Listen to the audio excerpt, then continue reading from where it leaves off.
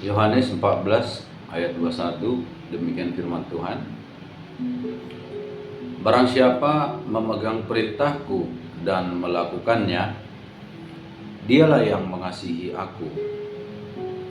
Dan barang siapa mengasihi aku, ia akan dikasihi oleh Bapakku, dan aku pun akan mengasihi dia dan akan menyatakan diriku kepadanya.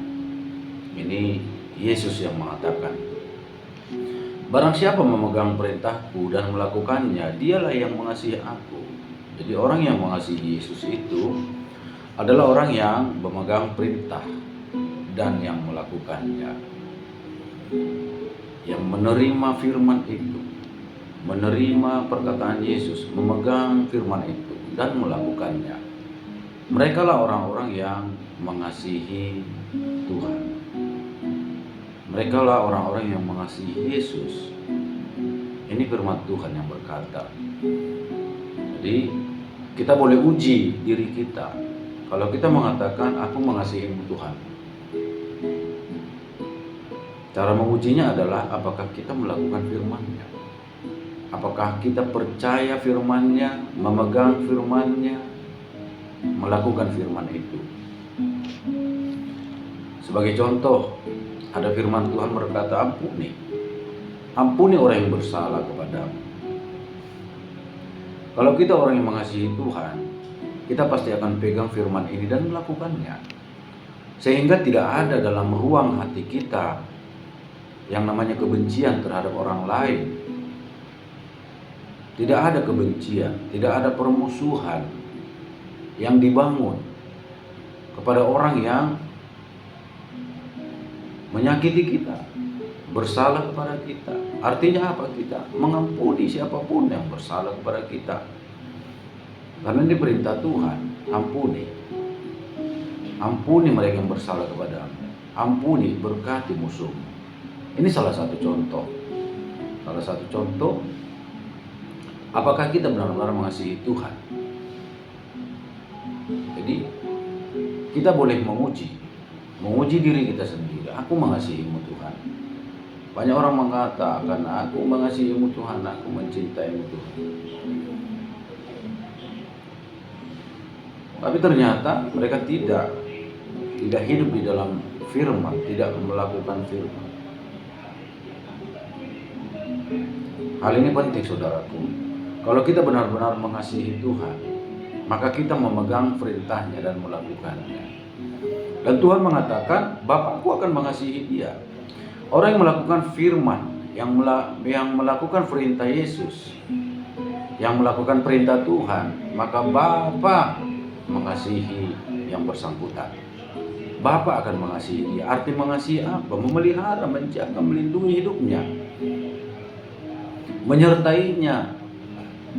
Yesus juga mengatakan, aku pun akan mengasihi dia dan akan menyatakan diriku kepadanya.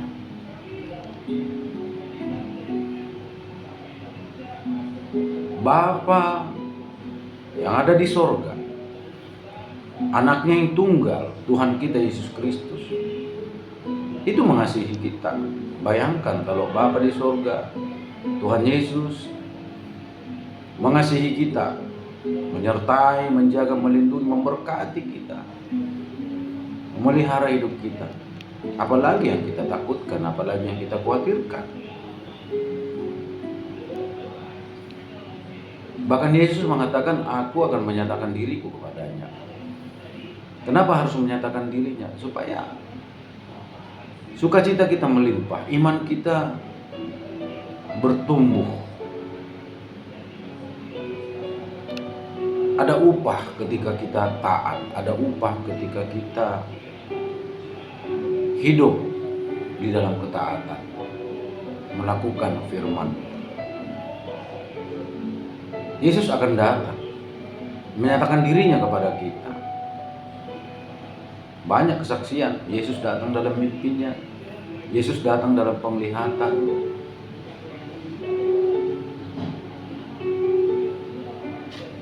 Bahkan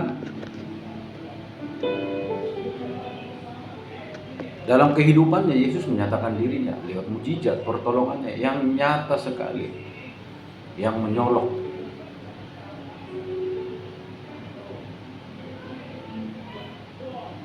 Dan Tuhan memberi kita hikmat bahwa itu Tuhan yang kerjakan.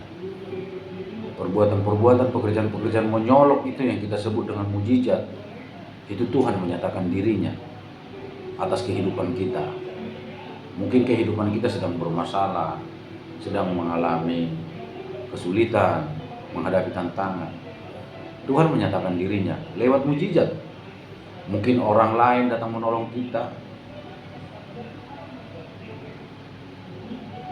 Mungkin orang jadi bermurah hati kepada kita. Ada bantuan, ada pertolongan yang tidak kita duga-duga. Itu Tuhan menyatakan dirinya kepada kita.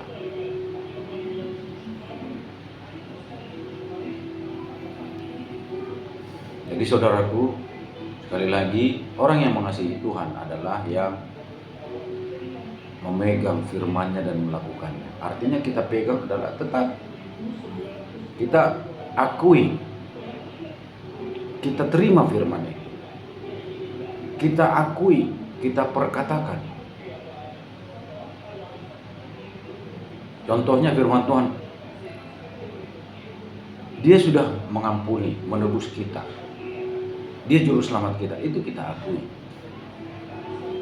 Kita akui, Engkaulah Tuhanku, Engkau juru selamatku, Engkau penolongku. Cara kita menghidupinya adalah ketika kita ada dalam masalah, sekalipun mungkin belum ada pertolongan, kita tetap mengatakan Tuhan mengasihiku.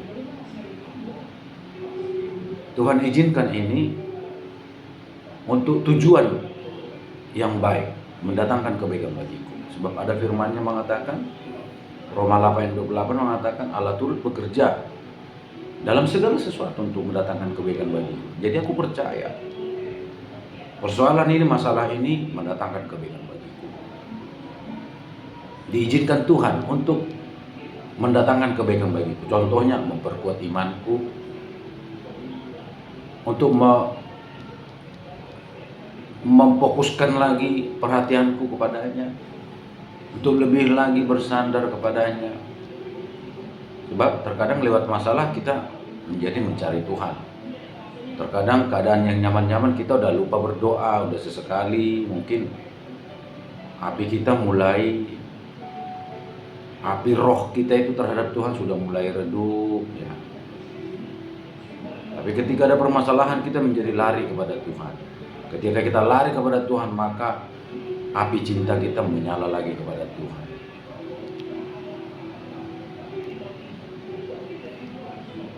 Jadi saudaraku, hiduplah di dalam firman, lakukan firman. Renungkan firman supaya kita beroleh banyak hikmat, beroleh banyak pengetahuan, kebijaksanaan, menuntun kita kepada kebajikan. Firman itu akan memperbaiki hidup kita, memperbaiki cara berpikir, cara bertindak, cara mengambil keputusan, cara memahami sesuatu. Firman yang kita renungkan, yang kita pegang, bahkan kita lakukan, itu akan menjadi penolong bagi kita. Dan Roh Kudus akan membantu kita memahami firman itu. Roh Kudus akan membantu kita melakukan firman itu. Roh Kudus akan membantu kita untuk setia kepada firman itu. Yang penting kita terus berjuang, berjaga-jaga berdoa, itu firman Tuhan. Terus setiap hari kita belajar tentang Tuhan. Tuhan Yesus mengatakan, orang yang ingin menjadi muridku harus memikul salib, sangkal diri, dan ikut Tuhan setiap hari. Setiap hari kita pandang Dia, mendisiplin diri kita sebagai muridnya. Murid itu adalah berasal dari kata disciple, yaitu didisiplinkan. Orang yang didisiplin, itulah murid. Mendisiplin diri untuk mengikut sang guru, sang pemimpin, yaitu Tuhan Yesus.